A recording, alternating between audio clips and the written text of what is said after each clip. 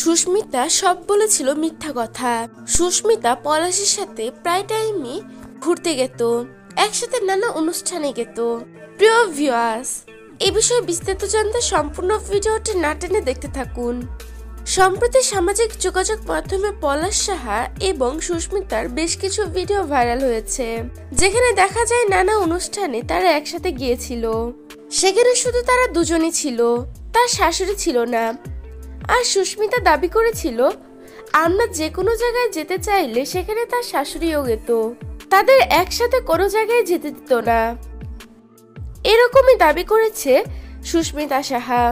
কেঁদে কেঁদে ইন্টারভিউগুলোতে এরকমই কথা বলতে শোনা যায় সুস্মিতাকে। সুস্মিতা সাহা বলেছিল দিনের বেলায় পুরোটা সময় ছেলেকে তার কাছে রাখতো, আমার কাছে আসলেই ফোন দিয়ে তাকে তার কাছে নিয়ে যেত, তাদের একটু স্পেস দেওয়া হতো না।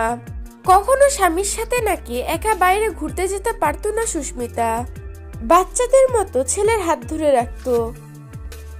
হানিমুনেও নাকি তার মাকে সঙ্গে নিয়ে গিয়েছিল পলাশ, তার মাই যাওয়ার বায়না করেছিল।